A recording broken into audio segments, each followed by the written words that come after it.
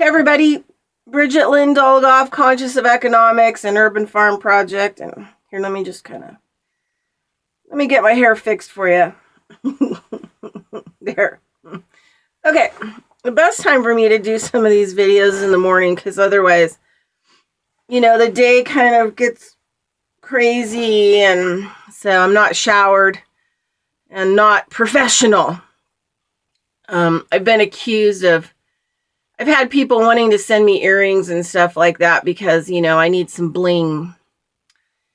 And I kind of look at all that back in my teens and early 20s, up to about 30, I think.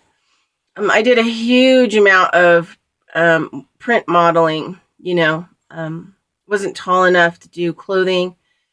A ramp and stage is what I really wanted to do, but I did a lot of print modeling, clothing, products. I did convention stuff, where you go in and you kind of spokesmodel and you wear a pretty dress and smile and take pictures, or a bikini, or, all that kind of stuff. So during that period, I was, they would take clothes and tighten them around you to make them look a certain way and put pins in them, and you'd move and and they waxed you to death. They plucked and waxed you to death. Like, I don't think I had eyebrows left, but, over time I've left my eyebrows alone, and thank God they grew back. So tons of makeup, plus, was big into concerts in the 80s, and everybody had big hair and crazy makeup. So I wore my share of high heels, and on the other side of it, I've dated people, and I've worn some of the nicest clothes. I've had, Armani women's suits, and, $500-600 leather beautiful shoes. And, I'm not saying that might not be a part of my future, but it's really not who I was to start off with. And I'm just a simple nappy-haired girl, collecting my bugs, checking out the earth, and, like a little rat's-haired, nappy, barefoot, happy-go-lucky girl. And I finally, have returned kind of back to that. So I don't want anything, I don't want to be glossed over. And I don't want to be fake. And I don't want to have an illusion. And sure as hell at this point in my life, not that if the right relationship didn't come around, that I wouldn't be interested. But that guy's going to have to walk on water. Because, the dad that raised me walked on water. So, and the other thing too is, like, I just have so many other interests, and I'm just not interested in being, someone's possession. And so, I've been single and pretty much celibate, like, I don't know, years, 17 years maybe, long time. And it all started with taking an oath of, I wanted to take an oath of silence. Thank God I didn't. No. But I took an oath of celibacy, and it's all been kind of downhill from there. And once I got out of that whole relationship looping, I really could get really focused in on my life and my interests, and just, a lot of other things, thinking and contemplation and hiking. And I think there's a lot of things that you can't do when you get in a relationship, like, never was interested in having a white picket fence and 2.5 kids. And, I always was, wanting to explore the world, see what's out there, kind of a thing. Make medicines, grow gardens, talk to trees, talk to the insects, just have a life. This life is short to give so much of it to a mortgage, a 30-year mortgage, or to debt, and all that kind of stuff. So I've played a lot of roles in my life. This is the role that I'm playing now. And the role that I'm playing now is me. Authentically 100%. So I played it when I started out in this world, and I'm playing it now. And it's probably going to be what I'm going to be playing for here on out. Just so you know. Okay, so today's topic, Star Kid topic,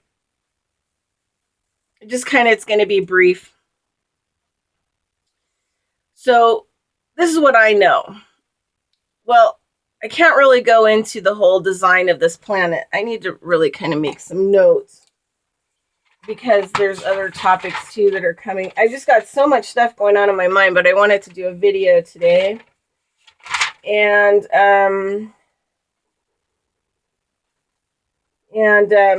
there's stuff that will connect up, kind of a thing.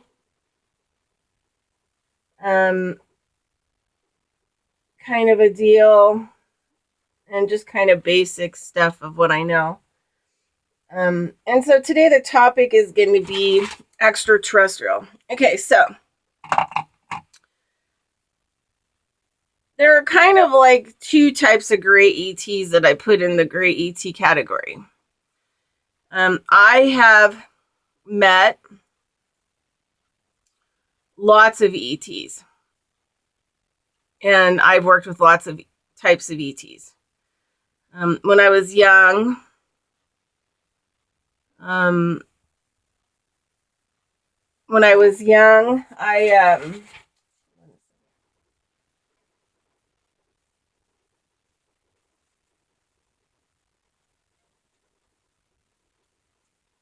okay. When I was young,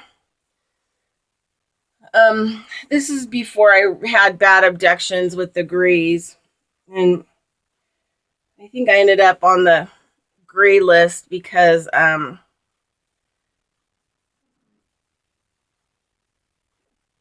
association with other kinds of humans. So, and I was kind of like spotted. So this is the thing. I've had like all kinds of abductions. The Lakota Sioux medicine woman that I studied with for a year when I was 23 was out of this world. She just was beyond belief of her abilities. And early on, she pulled the implants out. And it was kind of like work that I did for a while. And it's basically, I don't know, I guess people get into it now, and it's like removing implants energetically. But what you do is you pull the energy out of them. But the work that I learned from her and her abilities were so effective that literally when she plucked the energy out of the implant that I had here, my whole face on this side was black and blue and purple. And she didn't even touch it physically. She just removed, the energy from it. So removing those kind of implants that way energetically kind of stopped a lot of the extraterrestrial stuff that I was dealing with.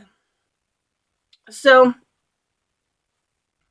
pretty much all the extraterrestrials have some kind of stock market, trade, money sharing, bartering programs around biological material on the planet, which includes human biological material, biosuit material, plants, bugs, insects, but now, so it started peaking like really about 20 years ago with a lot of abductions and stuff like that, because the world's going to hit a contamination phase, right?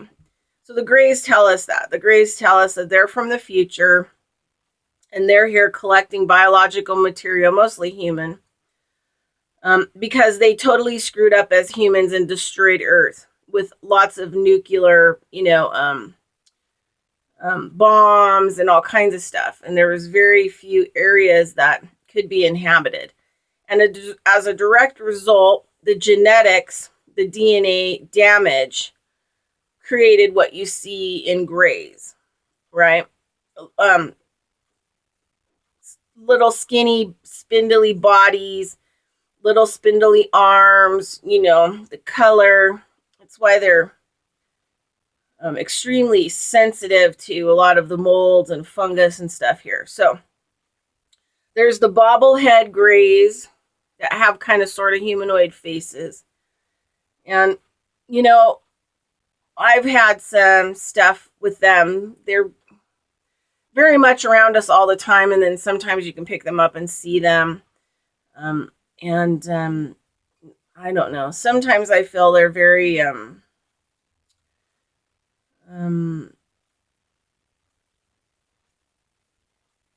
snobbish, I guess. They're very and because sometimes I see them and I'll talk to them, and they'll literally kind of look at me like, fuck you, and turn around and go back to the conversation or whatever they're doing. And this isn't on spaceships. This has been like in my van or, places that I've gone, especially when I've asked them to get out of my car. And then you have the grays that have kind of this with the chin. And they're creating a lot of hybrids that people see. Big eyes. Usually they don't have any bones. They have kind of the whole pointy face. A lot of them, they've been really trying to put into the population since the 70s. And it hasn't really gone well because obviously these days I see people on TV and stuff like that have huge eyes, and I'm not sure that they know that they're hybrids, but they're definitely a hybrid, and they're probably just being used. And usually if the hybrid doesn't make it in the society role, it gets exterminated. So it can be like kind of on a clone level where it can be controlled and used, more for research type purposes, or, so they've been throwing a lot of them at us. So the grays, if you could see the grays, they're usually in suits because this planet is really harsh on them because of all the DNA damage, and they're trying to fix us in the future by hybriding us with them on Earth in the future. And some of them are here too. And I think that's why they use a lot of cows and things like that, because they use the hybrid embryos in the cow uteruses, because they don't have there's a problem with the humans, and that they don't do well. They want to breed us more towards the humanoid side, like 40% extraterrestrial, 60% human. So the human needs a true incubation sac, that's warm and comforting and has the sounds, of blood flowing and a heart beating, because of, our emotional bodies, so we're not really good at high functioning hybrids that have mostly human are not petri dish grown. We don't survive. We don't get enough emotional support or the emotional surroundings around us by another living being. So we don't survive. Excuse me. Anyway, so I guess this is going to be a talk kind of about extraterrestrials. I'll get into another video about the design of our world and how it's all been faked. Okay, so pretty much all the ETs here, even the bug ETs, are collecting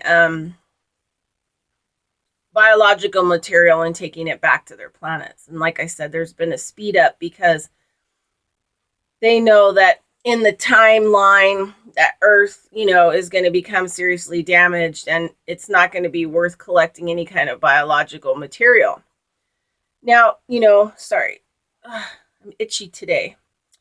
Probably because I'm talking about stuff like this. Well, I've talked about stuff like this on shows and also on my YouTube channel, but not like officially, maybe drop stuff. So I'm getting kind of itchy because, my body wants to try to halt, right? Because the body kind of knows how this world works and wants to keep me safe. And so it's trying to distract me from saying things. and that's okay, right? It keeps me, flight or fight is good sometimes. Discomfort's good sometimes, but sometimes it's like when it starts to make my ears really itch. So,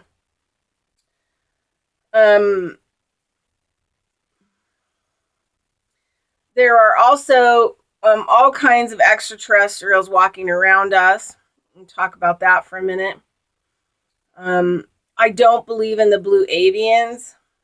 I think they're reptoids posing as blue avians. I think that a lot of the extraterrestrials that are talking to people, Galactic Federation, I'm not saying that they don't exist, but I'm going to say here on Earth, I think a lot of the reptoids are pretending to be these beings and feeding us a lot of caca-poo-poo and lying to us because, they are still kind of in control and moving along through the multidimensional reality. And they can literally leave their bodies, their biosuits on their planet and come through portholes onto the planet. And a lot of them have. And these are shadow people, jinn, whatever you want to call them. They probably show up as all kinds of different, beings. But they are the ones who act super light. And a lot of my teachers in the past have said, the lighter a being shows up, the more dark and sinister it is. Because the light being doesn't have to show up in a light way. It doesn't have to have, crystals and prisms and bright light. It doesn't have to identify itself that way because it doesn't care if you get it or not, right? It doesn't care if you see it for what it is or not. It doesn't have an attachment to that. It's a higher evolved being. And it'll mostly just stay out of your space. So it's the ones that are the darkest that are trying to get responses from us, right? From all kinds of different directions. So, yes, I have met hybrid reptoids, human hybrid reptoids. I've had clients. I've met giants that still exist on the planet. Some of them are still in key positions.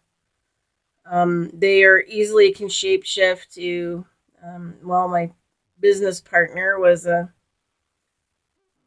giant hybrid, and he could hold his field at about 6'3".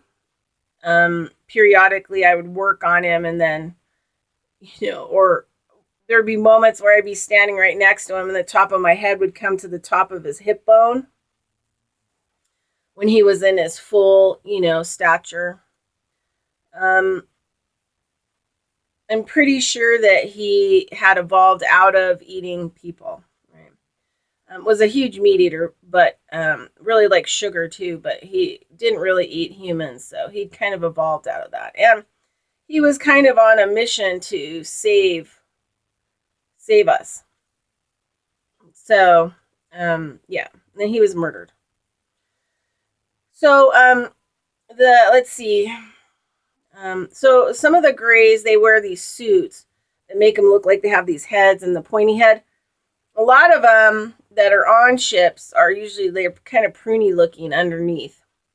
But they use the, they use the suits to protect themselves from our environment. Because like I said, there's too much fungus and mold, and their bodies don't have the immune system to deal with that stuff.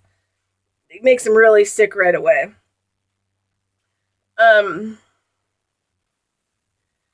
just trying to think. I guess, maybe So I had to fight off the grays, and kind of like took me a long time to be able to reach the fourth attention in this world, based on Carlo Castaneda's work and the art of dreaming.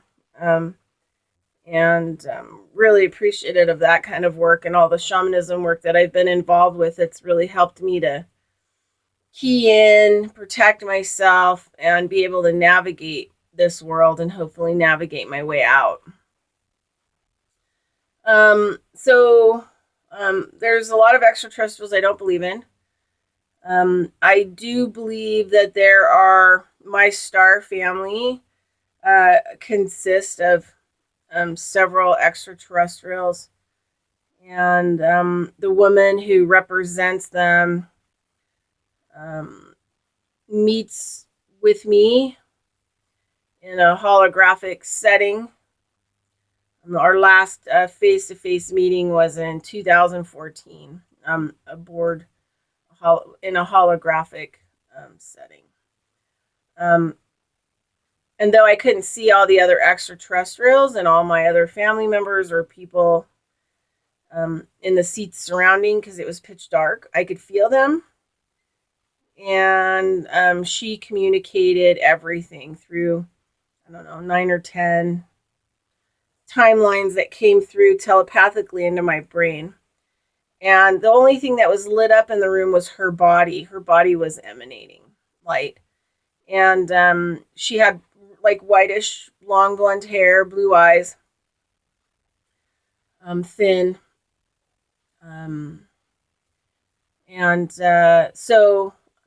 I stay away from categorizing them unless they have given me the way to categorize them. They do not talk to me about the destruction of the earth.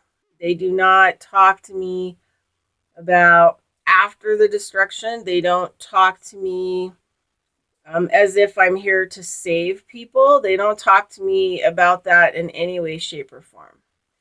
Our communications are strictly about where I'm at, what I'm doing, my experiences here, what it means, what they're trying to do, and, helping me more on a day-to-day basis by keeping me protected and safe, which in some cases means doing harm to me. Sadly, but true. And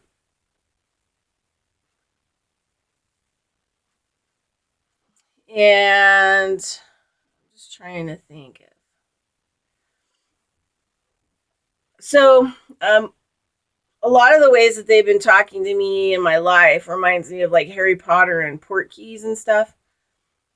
Because there's always like a trigger, and then I go to the hologram, like to communicate with them, or let's just say I'll have a dream about something, a dream about someone, a dream about a landscape, a dream about an object. And usually within like a couple weeks to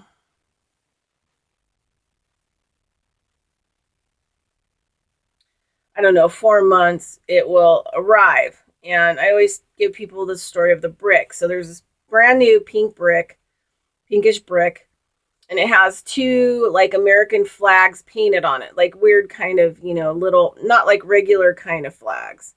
And the flags are painted in blue, red, and white. Both flags are different kind of structures of flags, and they're spray painted on this brick.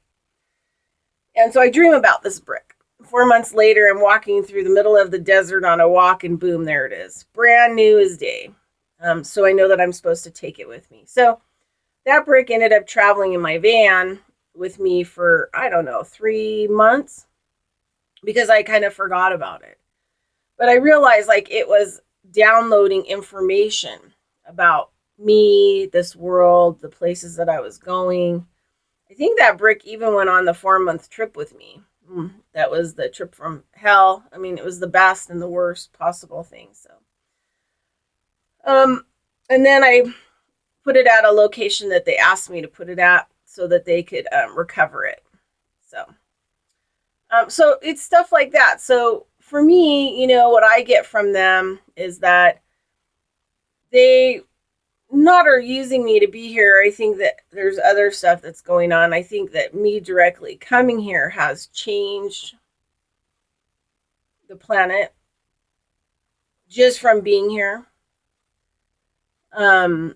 Being a star kid and having my star family put me here. And not only just put me here, but put me into a family of original medicine, old family bloodlines of healers, shamans, prophets, medicine people.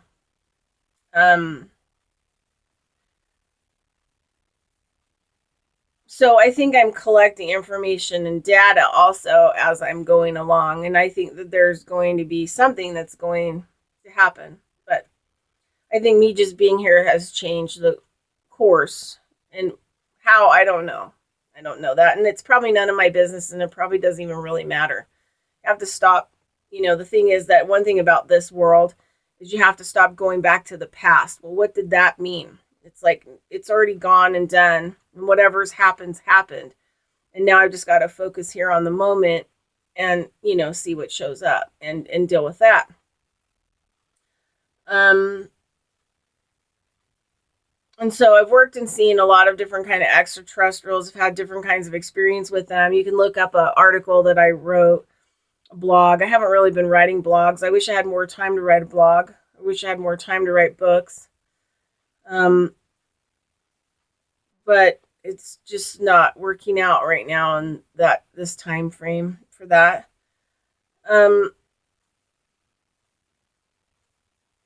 But I wrote a blog. I think it's called My Last Bad Abduction.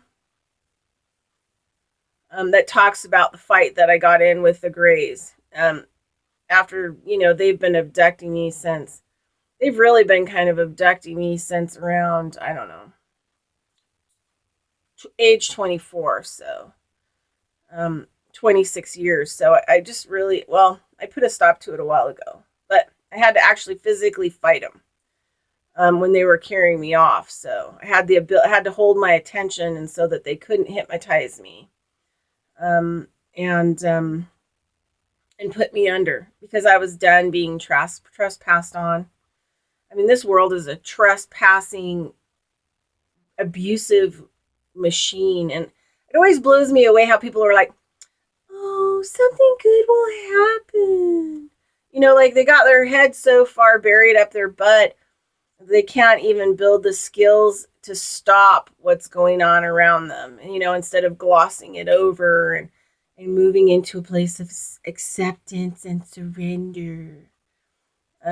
Yeah, sorry, not that kind of girl, not that kind of being. I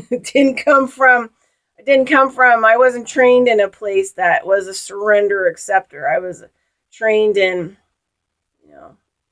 the art of pushing back, changing it on whatever level's necessary.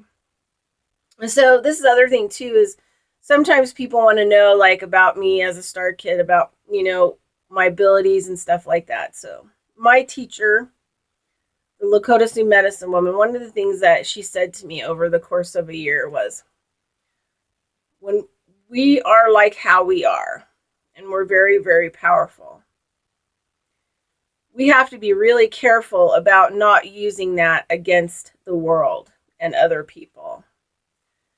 It's our, responsibility to use the power responsibly. And so she taught me to try to do everything I could physically first. I grew up in a family where I would just use energy to change things and shift things. But I didn't really understand how that was affecting the outside, right? And because there's this karma, there's this consequence thing on this planet in the 2D. You send something out and you're going to get it back, which is going to make things a lot more harder. I mean, you've got all these crazy laws here because people believe them. And so that actually gives, the energy and the batteries to those laws. You got this law of attraction, except for people don't even really know how it works. And so they get it in the negative. It keeps biting them in the ass and biting them in the ass. Then you've got, all these different belief systems while you're teeter-tottering in the 2D. Those are your options, one way or the other, right? It's just like a crazy, even the spiritual people are nuts. Conscious people are nuts. Probably more nuttier than, the atheists. So, I've learned to only use that energy and power when necessary. And to do everything I can physically first. It's why I citizen lobbied in 2009, worked 100 hours a week in the state of Nevada, fought against 50 bills, learn law, learn common law, constitution, how our system works, how the legislative system works. So I've been motivated more to learn how the whole system operates on a physical and participate in that to see how it works or how it doesn't work, and then proceed forward. So I don't misuse power. And this whole manifestation stuff, please just go away. Because in this world, you have to have two parts unified, which means that sometimes you have to man a shovel and actually do the physical work. You can't just, wishfully wisp that away. And stop accepting that, whatever it is that you're accepting. So lastly, I haven't really been contacted by ETs for a long time, or different extraterrestrials, and I guess I should stop calling them that because they're my family, and so that means that my spirit or ISB or whatever you want to call it is extraterrestrial. We're all probably extraterrestrial. Well, we are.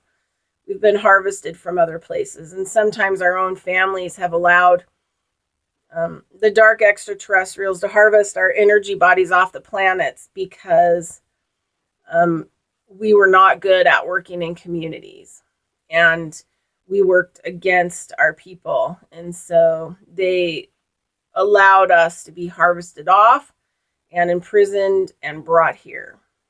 Also, a lot of you probably heard this before, but a lot of the people or souls that were in bodies and other planets that were incarcerated were liquidated off those planets and brought here. That's why we have so many evil people here per capita.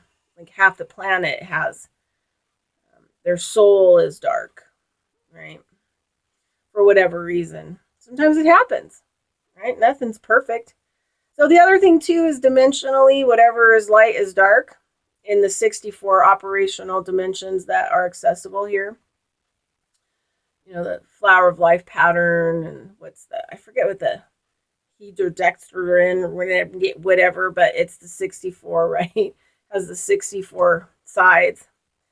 So that tells you about the computer system and the structure of it, right? And the programs, right, that are embedded in it and where it can be used and gone to.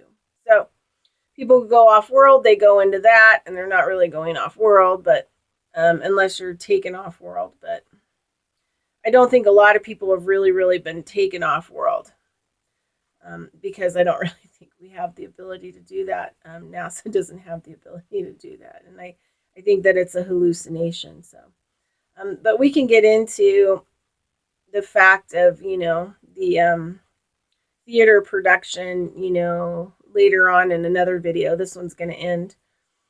But the last being that came in contact with me was a bird humanoid hybrid or like a bird humanoid. Was tall, maybe like 6 feet tall. Came in a cape and a hat, and it stared through my van at 5 o'clock in the morning because I live in my van. This was about 3 years ago, and it was really highly evolved being, and it did everything it could to keep my mind from going into thinking, critical thinking, like, wow, that doesn't really look like skin. Wow, that kind of looks like. And he tried to cover up himself or maybe herself, as much as possible.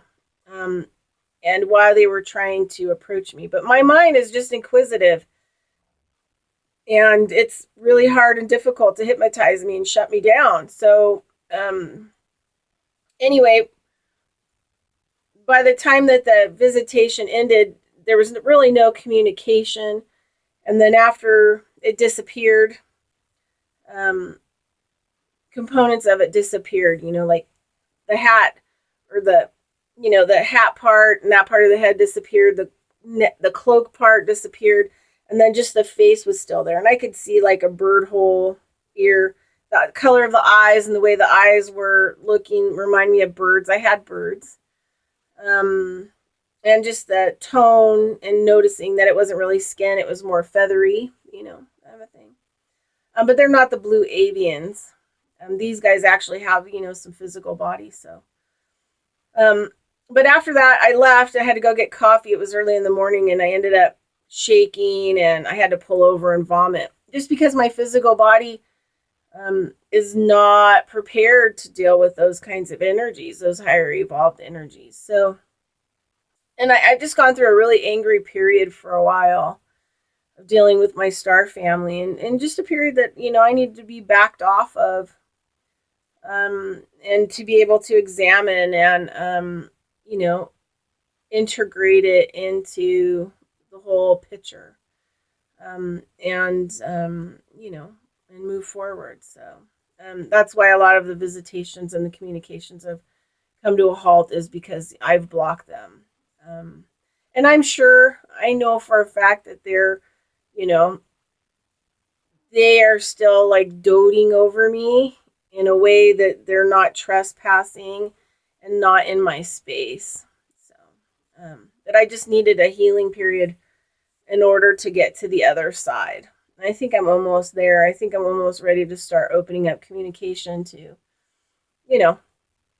see what's going on. So the other thing too is that in this world, we're mostly biological material and also spiritual material. I hope I can get this in. So most of the extraterrestrials are battling over that, all the biological stuff on the earth, the resources, because they don't want to come here after it's nuked to death, right?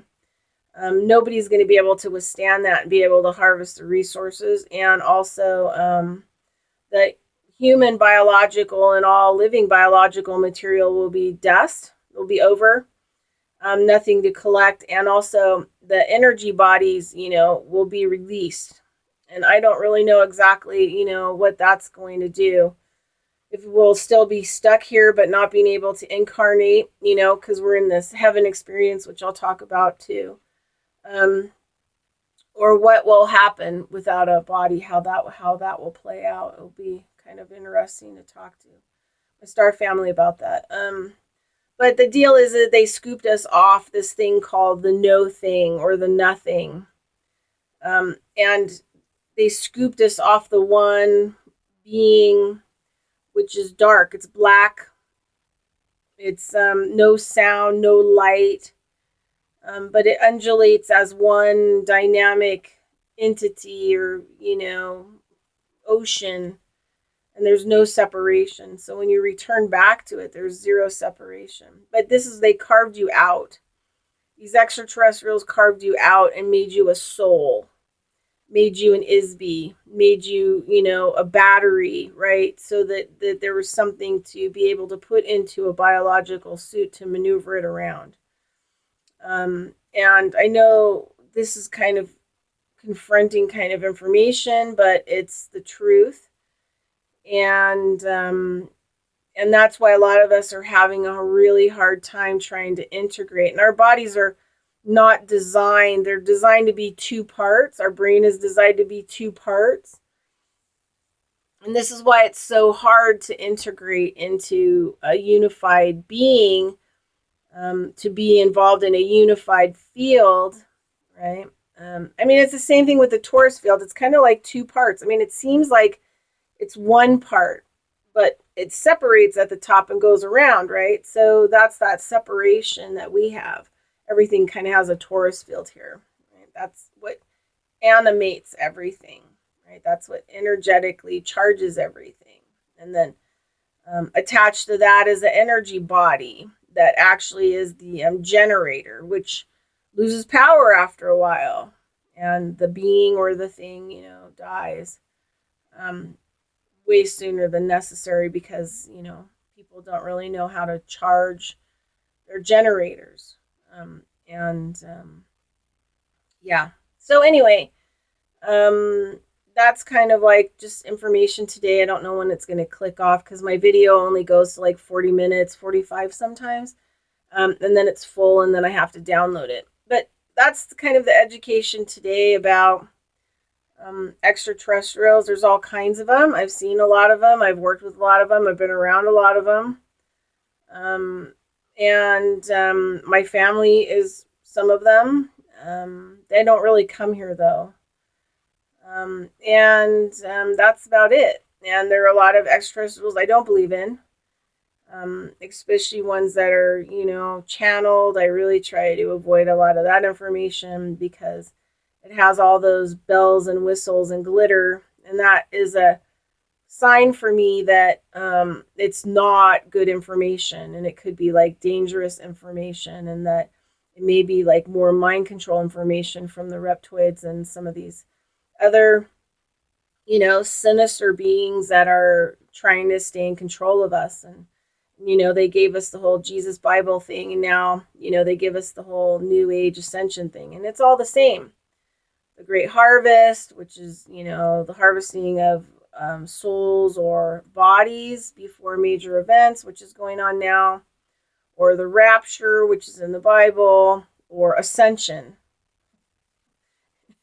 It's like, it's all the same thing, people. It's like, wake up, it's all the same thing. You gotta like use your mind, get some critical thinking going, like think this stuff out. They use language against you, and they change the language and everything to soften it and to give it a different meaning when it's all like has the same meaning. Okay, Bridgerland, Dolgoff, Concha of Economics, and Urban Farm Project. And this is, I think, number 4 Star Kid video. All right, have a great day. Talk to you soon. Bye-bye.